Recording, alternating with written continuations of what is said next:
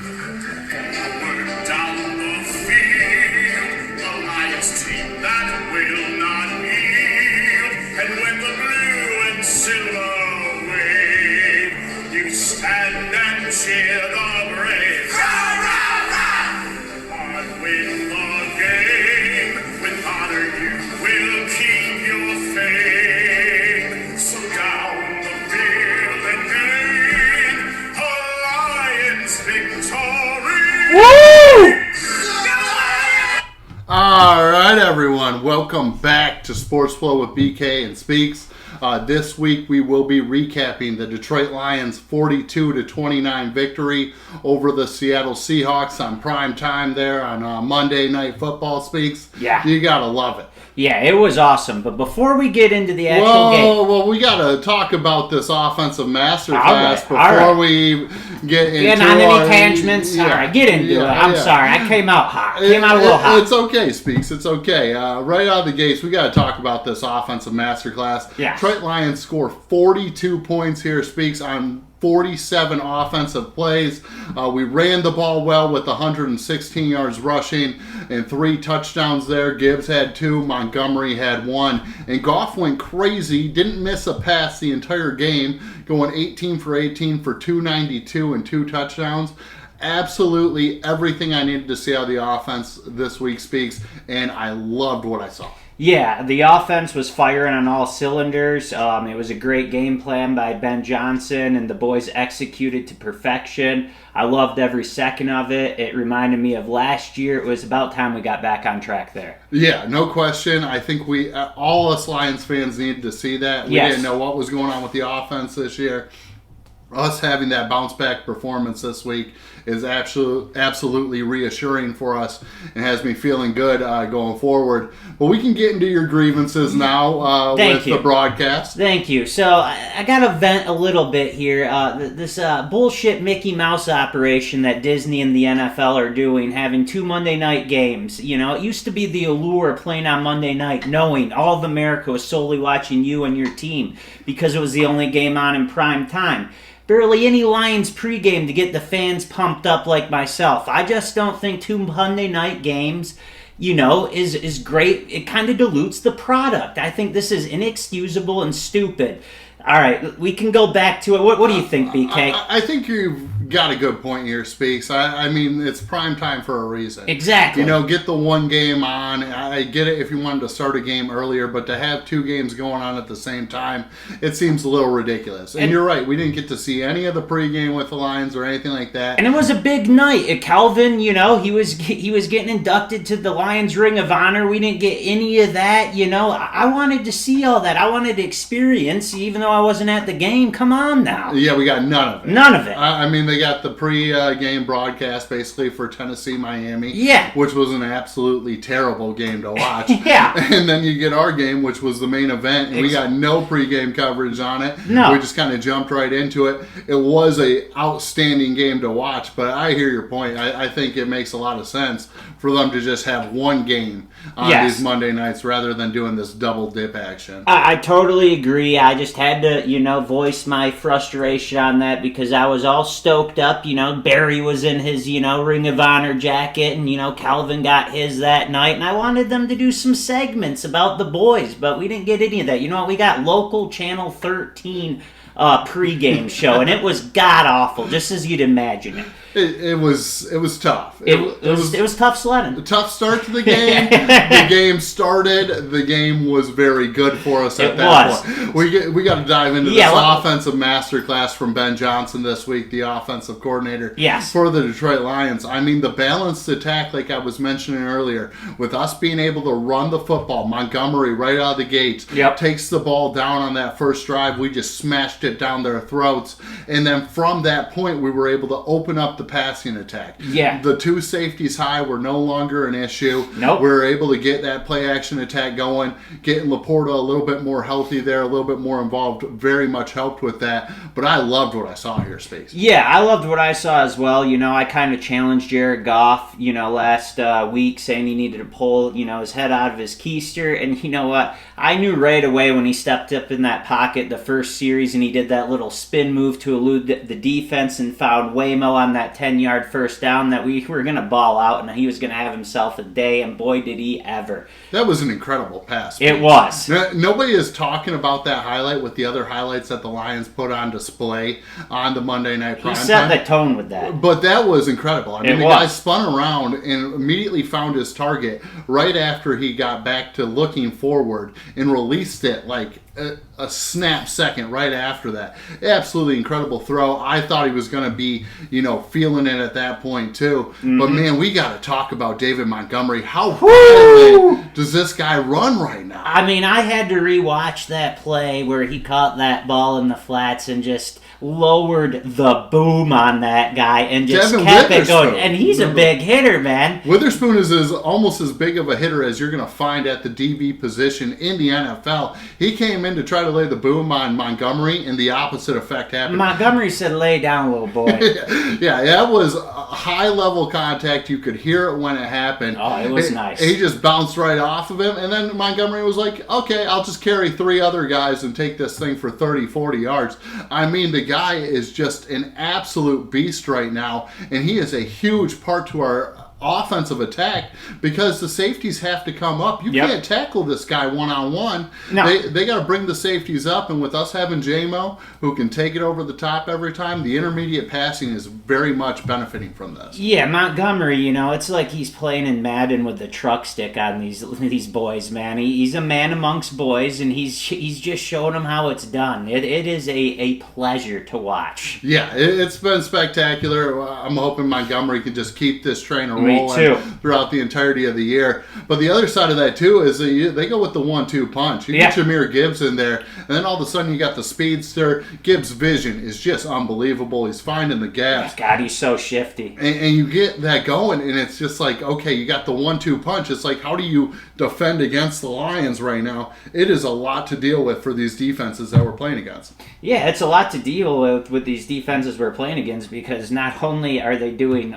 all of that, but then our wide receivers are throwing dimes too, Hey, you got St. Brown saying, get my other helmet out, I'm the third string quarterback here if Hooker and Goff gets hurt, I got the green dot on a quarterback, and he set that one and just nicely into Goff for his first receiving touchdown ever. Yeah, that reverse pass, are you kidding me? The pitch to St. Brown, you don't really know what's going on. You're hoping they execute it correctly because trick plays, I mean, you have to have just flawless execution with them. We had that. I mean, you are not wrong. I mean, they pitched it to St. Brown. Goff leaks out. A linebacker sees it. So St. Brown's got to put the ball on the money, and he hits Goff in stride. It hit him in stride, and then Goff blew by that linebacker like he was standing still. It was great to see. I guess they've been cooking this up for a few years now. They've always had to check it down to a run, but Goff gave St. Brown the okay, and he dropped her in nicely with a nice dime. Yeah, just part of the masterclass that Ben Johnson put on. And the other play, too, that stands out to me is the 70-yard touchdown catch from Jameson Williams. Bye-bye. Are you kidding me? He clears it out with St. Brown running the streak. St. Brown was open on the streak. He sure was. He hits J-Mo on the cross, and J-Mo hits it on the cross, and Witherspoon is turned around, and he gets that step, and forget about it. No. I mean, J-Mo was high-stepping from the 30. From the 30, and St. Brown was waving from the 30. It was a pleasure to see, and let's not forget what he did after he scored that touchdown. Paid homage to the great Calvin Megatron Johnson with the dunk through the field goal post, baby. I loved every second of that. Yeah, the talk from J-Mo, too, is that people didn't believe that he could dunk it. St. Brown was kind of, giving him a little crap about it, saying, hey, I don't think you can throw it down like that. So he had to prove a point with it, and he soaks the flag for it. He gets the unsportsmanlike penalty for it. But MCDC loved every second of it. He didn't care. Right. It's the paying homage to the legend, Calvin Johnson. On his night, you could see that Dan Campbell was perfectly fine with it. Said great catch, great play to J-Mo as he was coming to the sideline. I don't think they had any issue with that celebration, and it was just an unbelievable play made by Jameson Williams. Yeah, it was an amazing play, and me and you have been talking about, J-Mo going off for a while, and he's having a heck of a start to his season, and 3 of his touchdowns are over 70 yards, if that's saying anything. That's a deep threat if I've ever seen one. Yeah, I mean, the guy touches the ball and watch out. Yeah. It's one of those things teams are having to keep the two safeties back for Jamison Williams, but then they're having to bring the safeties up for David Montgomery. This is putting a lot of defenses in a lot of tough spots to defend this Lions offense. There is a lot to look forward to with what we have with the weapons on offense. And if Goff can run the operation like he was this week, watch out. There's not a lot of teams that can stop us out there. No, there's not a lot of teams that can stop us. And the amount of depth we have, on our team. Let's get back to, the fundamentals and what really makes our engine run, and that's our offensive line. We're banged up. We have our old pro Ragnow out. Graham slides over to center. And, he does an outstanding job. He looks like he plays there every week. And then a guy who filled in for Graham since he moved over to center was Orwinski at left guard. And boy, did he have himself a day, BK. It was unbelievable. You could make the case that he was the player of the game for the Lions. Yes. Because the offensive line didn't look like it skipped a beat. No, they didn't. The guy was making every block that he needed to make. All of the plays that were run through his side, he was making the block. He was getting to the stretch block. There was a ton to like about the way he played, and I'm feeling very good about the offensive line depth as we continue forward this season when you're seeing a performance like that. Yeah, we don't have to rush Ragnow back, let him get his rest. Now we have this bye week. We have the utmost confidence in our twos because, we're playing in practice situations with our ones a lot of the time, so they're prepared and they can step in and do exactly what he did for us, just like Rodrigo did, just like Campbell did when he slided up. I mean, it's great stuff, man. No, you love to see it. I mean, is. Depth is a huge part in the NFL. And we had some depth coming up that we were hoping could fill in for that wide receiver 3 role in the offense. And it looks like we found something here with Tim Patrick. Yes. Tim Patrick had a very good game for us, had a couple of catches, ended up with, I believe, 53 yards on 4 catches. No, that's Laporta with the 53 from 4. 52 on 2 catches from Patrick. So, I mean, Patrick was making some plays out there. He was. And you love to see that because it just gives us another weapon offensively that we can go to because St. Brown is getting an absolute ton of attention from defenses as we play him this year. Yeah, I mean, St. Brown's going to be the focal point for the defenses to shut down, so it's nice to have that third wide receiver step up, and it looks like we found the guy to do that. If you noticed, Khalif Raymond, they had him back out on the kick returns opposed to just the punt returns. It looks like Patrick is the guy for the no 3. While we're moving him back, getting him more involved, even more so on the special teams with Khalif, and I liked seeing that because we weren't doing crap on kick returns so far this year. No, we've been subpar on special teams, and I think, getting Patrick to kind of take over that stapled role at the wide receiver 3 is going to be big for this offense moving forward. A lot to look forward to heading into this bye week space with this offense. We were waiting for it to click, and it did click this week. Yeah, it looked like last year, and it was good to see some familiar stuff that, we didn't see these first 3 games. So it's nice that things are starting to click. And Ben Johnson, I got to give you props, my man. Your game plan was perfect, and it was executed perfect by the players. Yeah, absolute masterclass, like we were mentioning. And I think now we have to dive into the defense Absolutely. here, because we're talking about a situation where they struggled to get stops. Yep. And honestly, Geno Smith does this to us every time he plays against us. He's a good quarterback. He's underrated. Very good quarterback. They got a lot of good weapons there in their wide receiver core. We were getting hit with a ton of pass interference penalties. Again with Tyrion Arnold and also Carlton Davis. And I'm hearing the fans panic out here. Yeah. They're saying, is Arnold going to be able to do this? We have to realize this is Tyrion Arnold's 4th NFL game. Yep. And the other side of this, too, is Carlton Davis was getting flagged a lot, too, in this week's game. Carlton Davis has been a great corner in the league for a long time. Shutdown corner. Shutdown. And I don't have any problem with the way these guys are playing. Me neither. We're seeing the flags. They're frustrating. I get it. Those come down to if the officials are going to make them or not. Yeah. But the fact of the matter is these guys are forcing these wide receivers to make plays. They are. And continually get open through tight coverage. These guys are sticky. Both guys are on top of the wide receivers every week. And there's a lot to like about this, despite despite the early stumbles that are happening with the flags. Yeah, when you're playing as much man as the Lions are playing, flags are going to happen. And a lot of it's ticky-tacky stuff that could not even be called. But, we're the Lions and we usually get the brunt of the stick. So, I mean, at least we aren't getting beat for big plays like we did last year. I mean, we're sticking with the guys. We're doing what we need to do not to get beat deep. I'll take a 10-yard penalty here and there, a pass interference, than a 40-yard, 50-yard touchdown or 60-yard play down the field that changes the whole complexity of the game like what happened to us last year. Our defense is playing great, man. Yeah, I love what I see out of the secondary. It's completely different than it was last year.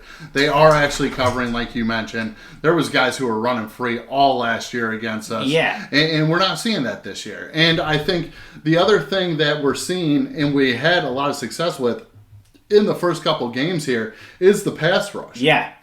And the pass rush really wasn't existent last year for most of the year because Hutchinson was soaking double teams late in the year, still kind of getting his flow. He's still soaking the double teams, especially this week with us not having Davenport on the other side of him. We can get into that. But the other side of it, too, is Hutchinson is still doing his thing because he had 10 pressures this week, Speaks. Yeah, despite soaking all these double teams.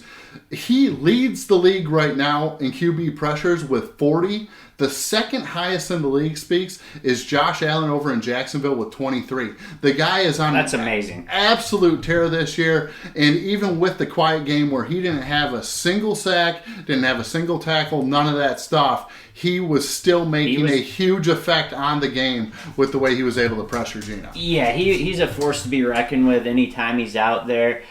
He had himself a great game. Yeah, he didn't fill the stat sheet, but he did all the little things. He brought the pressure, countless time in and time out. I loved everything I saw out of him. He's just going to keep doing his thing, and we got to have some other guys step up on the outside to alleviate some of those double teams that he experienced in this game, not getting his first sack of the whole year. Yeah, and I think it was frustrating for all of us watching it because it was every play the guy was just getting chipped by a tight end, chipped by a running back. Didn't matter what it was. He was continually getting double teamed throughout the entirety of the game. Big reason for that was James Houston on the other side of Hutch. Just did not live up to the bill at the start of this week. Easily the worst graded player on the Detroit Lions. How many times did he jump off sides? He jumped off sides 2 or 3 times and had a score of a 41, which I think the second highest performance or the second lowest Detroit Lion defender was at 59. So it was very poor performance from James Houston. I don't know what we're going to do at that other end spot, but we definitely need to find a solution there with Davenport being out. Yeah, luckily we have the bye week. Hopefully that'll, help him ease into, getting some playing time finally again, because he looked like a deer in headlights last night in the big stage prime time. And, we need him to step up, man. We know what he's capable with, and he just didn't look like he came ready to play last night. Well, and I think the thing, too, with Houston last year, right? The reason Houston's such a good pass rusher is he gets off the ball so quick. Yeah, exactly. Right? So he's trying to jump and to get that advantage in this game. And, that's great, but if you can't get a rush without that jump, then we're going to have some problems. Because then all of a sudden he's a liability on that other side. Yep. We don't know what's going to happen over there. We got to find some more stability on that side, or Hutch is going to continue to take this type of pressure from the offense where they're chipping him, giving him double teams, where he's going to have a tougher path to get to the quarterback. Yep. I do think our defensive linemen in the interior are good enough to take some pressure off of him. I don't know how that's going to play out going forward, but DJ Reader and Aleem McNeil will be powerful interior for us. No, they're a great combo. You're seeing it, more and more the more time they're playing together. McNeil had a great pass down in the red zone for us. Had a sack, and Reader had a sack. So the Bash brothers are doing their thing on the inside, and then how about our linebackers? How good was Rodrigo filling filling in for us for Barnes. And then how about your boy Campbell? Man, Jack Campbell continues to produce throughout this entirety of the year. He continues to get better every game as he gets more and more reps. It sounds like right now, from what's coming out of the Detroit Lions locker room, is Jack Campbell is going to be the strong side linebacker going forward. He's going to be the Mike, whereas Anzalone was that previously. Now Anzalone gets to shift over to the weak side linebacker. That's where he's a little bit more comfortable. So it's looking like, Jack Campbell's starting to take the reins of this defense and be the main guy, and for good reason. I mean, the guy is just playing out of his mind. The effort's unbelievable. He gets the forced fumble on DK. He changed the whole complexity of the game right there, where he came up from behind, chased that dude DK Metcalf down, and boom! He nailed it. Changes the entirety of the game. I loved it. Because at that point, we steal a possession. Yep. Each team continues Davis to score almost scores on almost every possession throughout the entirety of the game. And the fact that we got that turnover from his effort alone on that play, I mean, there is a ton to love about what we see from Jack Campbell. Right now. And I think we're only going to be seeing more and more good stuff the more playing time he gets and the confidence starts building within him. So, I mean, we have a lot of things to look forward to with our linebacker group. We're deep, and just because Barnes is out doesn't mean these guys can't step up, because they did step up. Yeah, and Rodriguez has been a staple here forever. I mean, we just put him wherever we need him, and the guy gets it done. There's a ton to love about Malcolm Rodriguez, and he stepped in just like we thought this week. I love me some Rodrigo, and baby. Played the role exactly the way we needed him to. So absolutely, man. Defense struggled, but I think the defense, continues to look good overall. I think we finally allowed 100-yard rushing team against us, not an individual. That's the first time in over 600 and a lot of days that we've allowed over 100 rushing yards on us. So I mean, we have some work to do, clean up there, but we have the bye week, get some guys healthy, so I think we'll be just fine. Yeah, I think so too. I mean, it's one of those things, they just got to, clean it up with the running attack. We did have a lot of injuries in the secondary too. That plays a factor with the running attack, because obviously our starting safety was out of the game with Brian was Branch. Out. If Fanu's who is the backup. And he played great down the stretch last year. So both those guys out. Both those guys out, that kills us. But I mean, with that being said, a lot of guys had stepped up for us too. Joseph, we didn't anticipate him, playing this early. I thought he played really well. Pretty solid. Yeah. For just being thrown into the spot. I think Joseph was very good for us in the preseason, but we didn't expect him to take a starting role in a regular season game, and I thought he filled those shoes pretty good. But let's dive into our players of the week here, Speed. Yeah, let's do it. My offensive player of the week, it's got to be David Montgomery. This guy continues to just punish defenses with these powerful runs. You love to see it. It's just physical. The guy, it's just not easy to take him down. Anytime you get a shot at him, he continues to play hard and wear down the defense, and is a huge part of this offense. Because of it, Montgomery gets my player of the game this week offensively. And then defensively, like I was talking about earlier, Jack Campbell is my defensive player of the week. The guy's effort is just incredible. He is the reason that we won that game, in my opinion, by chasing down Metcalf with that hustle play, forcing the turnover. I really like what I see out of Campbell, and I think Campbell had an outstanding game, and I think Montgomery and Campbell were a big reason that we were able to win this week. Yeah, I can't agree with you more. I love your players of the game on the offense and the defense side of the ball. For my offense player of the game, I'm going to have to go with the perfection man himself, Jared Goff. 18 for 18, 292 passing yards, 2 TDs, passing TDs, 1 receiving TD when he blew by that linebacker, like I already touched on, with that dime from St. Brown. So, it's nice to see him cooking up again, just like he was last year. And then on the defense end, I'm going to have to go with Kirby Joseph. He had himself another outstanding day. I think he's probably one of, if not the top 3 safeties in all of football right now. 5 tackles, 5 assisted tackles, and 1 pick to seal the game for us. And what an outstanding pick it was, BK. Yeah, he just went up and grabbed that ball late in the game. Kirby continues to make plays for us, and he's everywhere on the field. Yeah. There's a lot to love about Kirby Joseph. When you're talking about Mr. Perfection, we could also say St. Brown is Mr. Perfection. That's true, too. 1 for 1, 7 yards and a tutty. That was awesome to see, and I loved how he talked about it after the game. He's always chumming it up. It was was just spectacular to watch that play develop. Yep. I think the entire nation loved watching that one. Yep.